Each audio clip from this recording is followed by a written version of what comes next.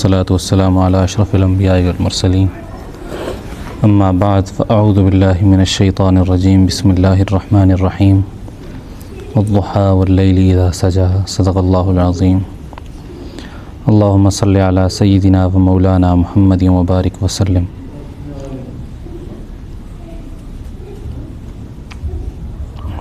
سورہ ضحیٰ در حقیقت ایک عظیم طویل آزمائشوں کے بعد ایک تسلی دینے والی، حوصلے کو بلند کرنے والی، اور جس میں مستقبل میں اسلام کو عروج جو ملے گا اس کی طرف بھی تھوڑا سا اشارہ ہے، اور مستقبل میں جو راحتیں ملیں گی اس کی طرف بھی اشارہ ہے، اور آپ علیہ السلام پر جو حالات کچھ ابتدائی زمانے میں آئے اس پر آپ علیہ السلام کے ذہن میں طبعاً دل میں جو کچھ غم کے آثار ظاہر ہوئے تھے اس پر اجر کا وعدہ، اور اجر بھی ایسا کہ ایسا وعدہ کہ جو انسان کو سارے غم بھلا دے، اس اجر کا بتایا گیا ہے۔ اور پھر اللہ تعالیٰ نے اس کے ساتھ ساتھ فطرت انسانی کا لحاظ رکھتے ہوئے، فطرت انسانی کو مد نظر رکھتے ہوئے ساتھ کچھ اپنے احسانات بھی بتلائے کہ اگر ان مواقع پر میں آپ کی مدد کر سکتا ہوں تو اب آپ کی مدد میں کیوں نہیں کر سکتا۔ اگر وہاں سے آپ کو اٹھایا ہے جس کیفیت میں ابھی آپ کچھ حالات میں گھرے ہوئے ہیں، یہاں سے بھی نکالنا میرا کام ہے۔ یہ فطرت انسانی کے تقاضے کے تحت تعلیم امت کے لیے، امت کو تعلیم دینے کے لیے بھی احسانات کا تذکرہ ہے۔ اس میں اللہ تعالیٰ نے وقت چاشت کی قسم کھائی ہے، والضحیٰ، وقت چاشت کی قسم، جو صبح کا وقت ہے، اشراق کے بعد کا، یہی وقت اس کو کہتے ہیں۔ واللیل اذا سجی، یعنی دن اور رات کی قسم، آپ سمجھ لیں کہ دن اور رات کی قسم۔ در حقیقت اس کا ایک معنی یہ ہے، اے نبی جی یہ دن بھی آپ کے لیے ہے اور رات بھی آپ کے لیے ہے، یعنی یہ جہان میں جتنے بھی چیزیں ہیں سب آپ ہی کے لیے ہیں، آپ تو وجہ تخلیق کائنات ہیں۔ یہ کائنات ہم نے آپ ہی کے لیے بنائی ہے اور یہ کائنات آپ ہی کی ہے۔ والضحیٰ واللیل اذا سجی، اس ضمن میں وقت چاشت کی فضیلت بھی معلوم ہوتی ہے کہ اس وقت اگر انسان عبادت کرے تو یہ اللہ تعالیٰ کے ہاں بڑے اجر کا وقت ہے اور بڑی مقبولیت کا وقت ہے۔ اور دن، یعنی اللہ تعالیٰ نے دو مقبول وقتوں کا تذکرہ کیا ہے، جس وقت میں عبادت قبول ہوتی ہے، دعا قبول ہوتی ہے، اللہ کا قرب حاصل ہوتا ہے۔ اللہ کا قرب حاصل کرنے میں جن اوقات میں آسانی ہوتی ہے ان دو وقتوں کا تذکرہ کیا۔ والضحیٰ کہ ایک ہے چاشت کا وقت، یہ جو چاشت کا وقت ہے اس میں اگر، یعنی جو صبح کا وقت ہے، اس میں اگر انسان عبادت کرے یا کوئی بھی زندگی کا کام کرے، خواہ وہ دینی ہو یا دنیاوی ہو، اللہ تعالیٰ وقت میں برکت دیتے ہیں اور تھوڑے سے وقت میں زیادہ کام ہوتا ہے۔ واللیل اذا سجی، اور رات جب خوب اندھیری ہو جائے، جب خوب تاریکی چھا جائے، اب جو خوب تاریکی چھا جاتی ہے اور جو نصف لیل ہے، یعنی رات کا آدھا حصہ، درمیانی رات، وہ وقت جو ہے قبولیت کا وقت ہوتا ہے، عبادت کا وقت ہوتا ہے۔ اس وقت انسان تھوڑے وقت میں اللہ کی زیادہ عبادت کرتا ہے، اور اگر 2 نفل بھی پڑھتا ہے تو اس کو جو کیفیت حاصل ہوتی ہے وہ اور اوقات میں اس طرح کی کیفیت نہیں حاصل ہوتی، اور اس وقت میں اللہ تعالیٰ کا انسان زیادہ قرب حاصل کر لیتا ہے۔ اور بہرحال یہ جو اس کا تو ایک مفہوم نکلتا تھا، لیکن جو ابتدا ہے وہ اس صورت کی وہ یہی ہے کہ نبی جی کو تسلی دینی ہے کہ یہ دن بھی آپ کے اور راتیں بھی آپ کی، آپ ہی کے لیے سب کچھ ہے۔ ما ودعک ربک وما قلی، اے نبی جی آپ کو آپ کے رب نے چھوڑا نہیں ہے، آپ کا اللہ آپ کے ساتھ ہے، آپ کا رب آپ کے ساتھ ہے، ہر دم آپ کے ساتھ ہے، آپ کو دیکھ رہا ہے، آپ کے ہر پل کی نگرانی کر رہا ہے۔ یعنی اللہ تعالیٰ یہ بتانا چاہتے ہیں نبی جی، آپ کے دل میں جو تقاضۂ بشریت کے تحت جو تھوڑا سا دیکھتے تھے جب یہ آپ علیہ السلام اس وقت جب اپنی اولاد پر آزمائش دیکھی، جب دیکھا کہ جب بیٹیوں کو طلاق ہو گئی اور اس شاہ ابی طالب میں قید ہو گئیں، اسلام مسلمانوں پر حالات آئے، تو تقاضۂ بشریت کے تحت انسان کے دل میں کچھ افسردگی چھا جاتی ہے۔ تو اس افسردگی کو دیکھ کر کہا، اے نبی جی، ہم نے آپ کو چھوڑا تو نہیں ہے، ہم آپ کے ساتھ ہیں، ہم آپ کو دیکھ رہے ہیں، آپ کی نگرانی کر رہے ہیں۔ وَلَلْآخِرَةُ خَيْرٌ لَكَ مِنَ الْأُولَىٰ، اگر دنیا میں آپ پریشانی دیکھ بھی رہے ہیں تو اس کے بدلے میں آپ کو آخرت میں جو خوشخبریاں اور بشارتیں اور جو انعام ملیں گے وہ اس دنیا سے کہیں درجے زیادہ بہتر ہوں گے۔ اب اس کے دو مطلب ہیں، ایک تو یہ جو میں نے بیان کر دیا کہ جنت کی نعمتیں، اخروی نعمتیں، یہ زیادہ بہتر ہیں، وہ زیادہ بہتر ہے۔ دنیا میں اگر آپ کو آزمائشیں آپ پر آئیں گی، لیکن اس کے بدلے جو آخرت میں آپ کو سہولتیں ملیں گی وہ اس سے کئی گنا زیادہ ہوں گی۔ دوسرا مطلب اس کا یہ ہے کہ یہ جو آخرہ وللآخرہ، یعنی شروع کے جو 13 برس ہیں، اگر آپ دیکھیں جو مکی زندگی ہے، تو اسلام لانے والی بھی چند لوگ ہیں، چند لوگ اسلام لائے، اور اسلام بہت محدود حد تک تھا، اور اتنے زیادہ مسلمان اسلام لانے والے نہیں تھے، گنے چنے مسلمان تھے۔ اب یہ ایک بہت بڑا عرصہ ہے 13 سال کا، 13 سال میں جب اتنے لوگ مسلمان نہیں ہوئے تو آگے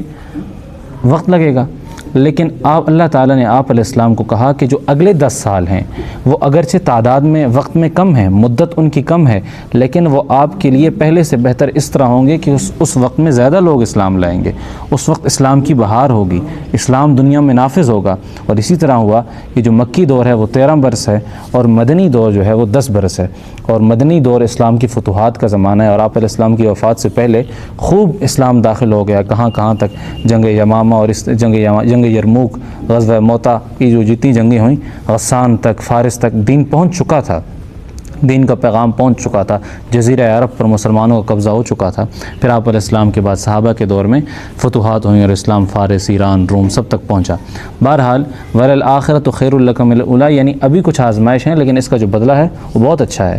بڑے اچھے انعامات ہیں۔ ایک مطلب اس کا اور ہے جو ایک مفسر نے بیان کیا ہے اور اس سے حیات انبیاء پر استدلال کیا ہے، اے نبی جی، جو آپ کی وفات کے بعد کی زندگی ہے وہ اس دنیا کی زندگی سے بہتر ہوگی۔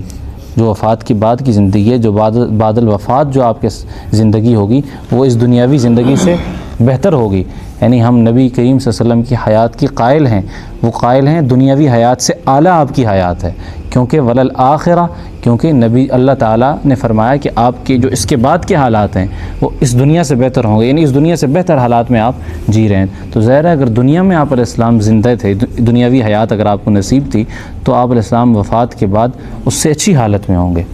دو تین مطلب اس کے یہ ہیں، وَلَلْآخِرَةُ خَيْرٌ لَكَ مِنَ الْأُولَىٰ وَلَسَوْفَ يُعْطِيكَ رَبُّكَ فَتَرْضَىٰ۔ اللہ تعالیٰ فرما رہے عنقریب آپ کا رب آپ کو ایسی چیزیں عنایت کرے گا کہ آپ خوش ہو جائیں گے۔ وہ خوش ہو گئے، جنگ بدر ہوئی، جنگ بدر کی فتح، 313 افراد اور ہزاروں کا لشکر، اور ان کو تیس نیس کر دینا، ان کو تباہ کر دینا۔ اسی طرح غزوہ احد، جنگوں میں فتح، اسلام کا قائم ہونا، جہاں پر ناممکنات ہیں کہ اسلام کے قائم ہونے کے کوئی چانسز نہیں ہیں، اسلام کے غالب ہونے کے کوئی ظاہری اسباب نہیں ہیں، وہاں پر اللہ تعالیٰ نے آپ علیہ السلام کو وہ چیزیں عنایت کی کہ آپ علیہ السلام خوش ہو گئے، اور فترضا یعنی اچھی اللہ تعالیٰ نے خوشی عنایت فرما دی، یعنی مستقبل میں اچھے دنوں کی نوید تھی کہ اچھے دن آنے والے ہیں۔ وَلَسَوْفَ يُعْطِيكَ رَبُّكَ فَتَرْضَىٰ، جیسے میں نے شروع میں کہا تھا کہ خوشخبری دینے کے ساتھ ساتھ فطرت انسانی اور تقاضۂ بشریت کو مد نظر رکھتے ہوئے اللہ تعالیٰ نے فرمایا الم یجدک یتیما فآویٰ، کہ نبی جی یہ جو میں آپ کو وعدہ کر رہا ہوں آپ سے، یقین ہے کہ آپ کو اس کا یقین تو دل میں بیٹھ گیا ہوگا، یعنی دل آپ علیہ السلام کو اللہ کی بات پر یقین کیوں نہیں ہو، وہی پر یقین کیوں نہ ہو، لیکن اطمینان قلبی جو ہوتا ہے اس کی ابراہیم علیہ السلام نے بھی تمنا کی ہے، یا نبی اللہ میں آپ کی توحید پر ایمان لاتا ہوں کہ آپ موت کے بعد ہم سب کو اکٹھا کر دیں گے، لیکن مجھے یہ بات سمجھ نہیں آ رہی، اگر اطمینان قلبی ہو جائے، سمجھ آئے یقین کر رہا ہوں لیکن دل مطمئن ہو جائے، تو اس لیے اللہ تعالیٰ نے فرمایا کہ ایک پرندہ لو اور اس پرندے کو ایک پہاڑ پر رکھو، ذبح کرو، اور دوسرا ٹکڑا دوسرے پہاڑ پر رکھو، پھر ان کے سامنے حضرت ابراہیم علیہ السلام کے سامنے وہ پرندہ زندہ ہوا اور آپس میں وہ جڑ گئے دونوں، تو آپ پھر حضرت ابراہیم علیہ السلام کو اطمینان قلبی نصیب ہوا، قرآن کریم میں اس کا تذکرہ ہے۔ تو اطمینان قلبی کے لیے مزید آگے احسانات اپنے بتلائے کہ میرے آپ پر ماضی میں کیا احسانات ہیں، ماضی کا احسانات کا تذکرہ کرتے ہوئے فرمایا الم یجدک یتیما فآویٰ، کہ آپ یتیم نہیں تھے، کیا آپ جب زندہ پیدا ہوئے آپ کے والد اس دنیا میں تھے؟ نہیں تھے، آپ ایک والد کے بغیر دنیا میں آئے، اور عموماً دنیا کا یہ دستور ہوتا ہے کہ جو یتیم پیدا ہوتا ہے اس کی پرورش ٹھیک نہیں ہوتی، اس کی تربیت ٹھیک نہیں ہوتی، اس کی کوئی سرپرستی کرنے والا نہیں ہوتا، اس لیے وہ دنیا کے جھمیلوں میں گھس کر دنیا کی نظر ہو جاتا ہے، اس کی تربیت اخلاق اس طرح کے نہیں ہوتے۔ اے نبی جی آپ تو یتیم تھے، فآوا، ہم نے آپ کو ٹھکانہ دیا اور ایسا بنایا کہ آپ کے اخلاق آپ سے آپ کے اخلاق بنے، یعنی اخلاق آپ جو کام کرتے وہ اخلاق بن جاتا تھا۔ آپ کو یہ جو عنایتیں ہوئیں یہ ہماری طرف سے ہوئیں، حالانکہ یتیم بچے ایسے نہیں ہوا کرتے، یتیم بچے اتنے عمدہ اخلاق والے، اتنے عمدہ کردار والے نہیں ہوا کرتے۔ اگر آپ یتیم تھے، ہم نے آپ کو اتنا اچھا آپ کے اخلاق بنائے، آپ کو اتنا اچھا ٹھکانہ دیا، تو یہ ہمارا ہم پر احسان ہے۔ تو جب ہم یہ کر سکتے ہیں تو آپ کو مستقبل میں خوشنودیاں بھی دے سکتے ہیں، بہاری بھی دے سکتے ہیں۔ وجدک ضالا فہدی، اے نبی جی ہم نے آپ کو خود رفتہ پایا، جب ہم نے آپ کو خود رفتہ پایا تو ہم نے آپ کی رہنمائی کر دی۔ اب خود رفتہ پایا یعنی ضالا فہدی، جب خود رفتہ پانے کا مطلب یہ ہے کہ جب آپ علیہ السلام دنیا میں تشریف لائے تو جو آپ علیہ السلام کے ارد گرد ظاہری حالات تھے مشرک سے، شرک سے بھرے ہوئے تھے، کوئی موحد نہیں تھا، کوئی توحید والا نہیں تھا، کوئی اللہ کے راستے پر چلنے والا نہیں تھا، یعنی حالات ایسے تھے کہ آپ علیہ السلام اس موجودہ حالت کے مطابق کوئی آپ علیہ السلام کو سیدھے راستے پر چلانے والا نہیں تھا کہ اس کو دیکھ کر آپ اپنی رات متعین کرتے۔ آپ کو ہم نے جب خود رفتہ پائے یعنی آپ کی فطرت میں ہم نے یہ چیز پائی کہ آپ کا میلان اچھی چیز کی طرف ہے، آپ کی طبع میں اچھی چیز ہے، یعنی جب شراب جو حرام نہیں ہوئی تھی، آپ علیہ السلام کی نبوت سے پہلے جو 40 سالہ زندگی ہے اس وقت شراب ایسی پی جاتی تھی جیسے ہمارے ماحول میں چائے پی جاتی ہے، چائے کی طرح شراب کا نشہ تھا، ہر کوئی شراب پیتا تھا، کوئی ممانعت نہیں تھی۔ لیکن چائے اب دیکھیں ایک ماحول میں جس طرح چائے پی جاتی ہے، کوئی آدمی چائے کے بغیر رہ سکتا ہے؟ نہیں رہ سکتا۔ اسی طرح آپ علیہ السلام اس ماحول میں رہ رہے تھے، لیکن آپ نے پوری زندگی شراب کو منہ بھی نہیں لگایا۔ یہ فطرت طبیعی کا تقاضا ہے، یعنی پاک طبیعت کا تقاضا ہے۔ آپ اسلام کی پاک طبیعت تھی تو ایسے ہوا، یہ آپ کو خود رفتہ پایا۔ اسی طرح آپ علیہ السلام کو آپ کے جو پھپھی صاحبہ تھیں یا چچا تھے یا دادا جو تھے، یہ لے جاتے تھے بتوں کے پاس عبادت کے لیے، کوشش کرتے تھے، لیکن ہمیشہ آپ علیہ السلام ٹال دیتے تھے، نہیں جاتے تھے، بتوں کے پاس جانے کو جی نہیں کرتا تھا۔ حالانکہ ممانعت تو نازل نہیں ہوئی تھی، اللہ کی طرف سے کچھ نازل نہیں ہوا تھا کہ ایک دفعہ ایک پھپھی آپ کو زبردستی لے گئیں، اوقاز کے میلے میں بتوں کی عبادت کے لیے زبردستی لے گئیں۔ جب لے گئیں تو آپ علیہ السلام جو ہی اس میلے میں داخل ہوئے، آپ علیہ السلام فرماتے ہیں میں دیکھتا ہوں کہ وہ جو بت ہے بڑا، اس کے ارد گرد دو کوئی کھڑے ہیں، مخلوق ایسی کھڑی ہے، فرشتے ہیں، وہ فرشتے ہاتھ میں کوئی عصا لے کے کھڑے ہیں اور میری طرف اس نگاہوں سے دیکھ رہے ہیں کہ یہاں سے چلے جاؤ۔ کہتے ہیں جو ہی پھپھی کا میں نے ہاتھ چھڑایا اور میں اس میلے سے بھاگ کر فوراً گھر آ گیا، اور میں ہانپتا رہی، ڈر رہا کہ میں نے مجھ پر ایسا خوف تھا کہ پھر اس کے بعد میں دوبارہ نہیں گیا۔ اسی طرح کوئی شور غول کی مجلس تھی، عموماً میں نہیں جایا کرتا تھا، اسی طرح رات گئے تک اسی طرح گانے محفل لگا کرتی تھی وہاں پر مکہ مکرمہ میں، تو اسی طرح کوئی اس طرح کی مجلس تھی، آپ علیہ السلام جایا نہیں کرتے تھے، لیکن ایک دفعہ اصراراً آپ کو لے جایا گیا۔ تو آپ علیہ السلام جو ہی گئے تو آپ علیہ السلام کو آنکھ لگ گئی، نیند آ گئی، آپ وہیں آرام فرما ہو گئے اور وہیں سو گئے۔ اور پھر جب آپ علیہ السلام کی آنکھ کھلی تو وقت یعنی آپ علیہ السلام کو اللہ تعالیٰ نے اس موقع پر بھی محفوظ رکھا سننے سے۔ آپ اسی طرح کے کچھ واقعات یہی ہیں کہ اللہ تعالیٰ نے آپ علیہ السلام کی اگر کہیں مجبوراً بھی ہوا ایسا واقعہ تو حفاظت فرمائی، ایسے کوئی واقعہ نہیں آیا۔ تو آپ علیہ السلام کے اندر اس سے خود رفتہ پایا، یعنی بڑھنے کا مزاج تھا، اللہ کی طرف جانے کا مزاج تھا، اللہ کی بات کا مزاج تھا، اس لیے غار حرا کا انتخاب کیا کرتے تھے، وہاں جاتے تھے، عبادت کرتے تھے۔ آپ علیہ السلام کے ذہن میں ایک چیز تھی، ہر انسان کی فطرت میں ایک چیز ہے کہ وہ اس کو اللہ تعالیٰ نے یہ حص دی ہے کہ وہ کسی خالق کا انتخاب کرے۔ تو اللہ تعالیٰ کے ذہن میں، اللہ تعالیٰ نے آپ علیہ السلام کے ذہن میں بات ڈال رکھی تھی، اور آپ علیہ السلام کی فطرت میں، نفیس طبیعت میں اس بات کا احساس تھا کہ آپ علیہ السلام ہدایت کی طرف خود بخود مائل ہوتے تھے۔ وَوَجَدَكَ عَائِلًا فَأَغْنَىٰ فَأَمَّا الْيَتِيمَ فَلَا تَقْهَرْ وَأَمَّا السَّائِلَ فَلَا تَنْهَرْ وَأَمَّا بِنِعْمَةِ رَبِّكَ فَحَدِّثْ، یعنی آپ علیہ السلام شروع میں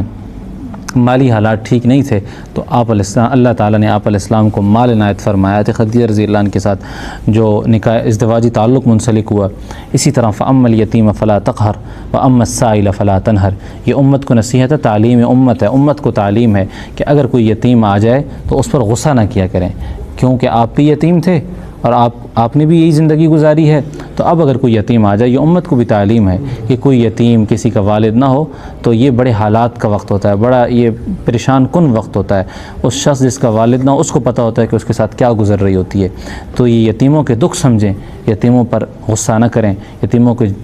جھڑکیں نہ، جس طرح آپ باقیوں کو رکھتے ہیں ان کے ساتھ ذرا امتیازی سلوک نہ رکھیں بلکہ اعلیٰ سلوک رکھیں، اچھا سلوک رکھیں۔ یہ کیونکہ ان کی تربیت اچھی نہیں ہوئی ہوتی، کیونکہ ان کے والد نہیں ہوتے، تو والد نہ ہونے کی وجہ سے ان کے اندر وہ تربیت کا مادہ نہیں ہوتا، وہ تو ان کی اچھی تربیت نہیں ہوتی، تو جس وجہ سے وہ ایسی حرکتیں کرتے ہیں کہ جو آدمی پر ضیق ہوتا ہے، آدمی جس سے ناراض ہوتا ہے، تو اس لیے ان کو ذرا برداشت کیا کریں۔ وَأَمَّا السَّائِلَ فَلَا تَنْهَرْ، اگر کوئی سوال کرے، کوئی آپ سے مانگے، کوئی آپ سے سوال کرے، کوئی چیز مانگے، کوئی رقم مانگے، یعنی جیسے آج کل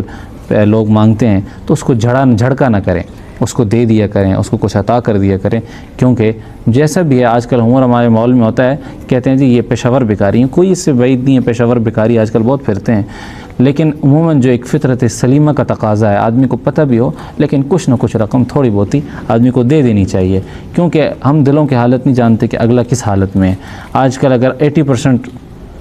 80% لوگ پیشہ ور ہیں تو 20% تو صحیح ہیں، کم از کم مانگنے والے بھی ہوتے ہیں، بیچ میں مجبور لاچار بھی ہوتے ہیں، تو اس ہمارے غصے کی نظر سب نہ ہو جائیں، کچھ نہ کچھ ہر ایک کو دے دینا چاہیے، پیشہ ور ہے جیسا بھی ہے، اللہ تعالیٰ جانتے ہیں حالات کو، اللہ تعالیٰ آپ کو ثواب عطا فرمائیں گے، مجھے ثواب عطا فرمائیں گے، تو اس لیے آدمی کو جھڑکنا نہیں چاہیے، دے دینا چاہیے۔ وَأَمَّا بِنِعْمَةِ رَبِّكَ فَحَدِّثْ، پھر آخر میں پھر اللہ تعالیٰ نے اپنی نعمتوں کا احساس کرایا امت پر کہ دیکھو وَأَمَّا بِنِعْمَةِ رَبِّكَ فَحَدِّثْ، آپ پر جو میں نے نعمتیں اتاری ہیں، فحدث، ان کو بیان کرو۔ بیان کرنے کی صورت یہ ہے کہ مال دیے تو صدقہ خیرات کرو، اگر جان دیے، طاقت دیے تو عبادت کرو، اور تحدیث بنعمت کے طور پر بھی انسان اگر اپنے اوپر کسی انعام کا تذکرہ کر دے اپنی نعمت کا اظہار کرنے کے طور پر، اور آدمی کے دل کے اندر فخر، تکبر، غرور، انا اور ریا نہ ہو، تو اس کی بھی اجازت ہے۔ آخر دعوانا الحمدللہ۔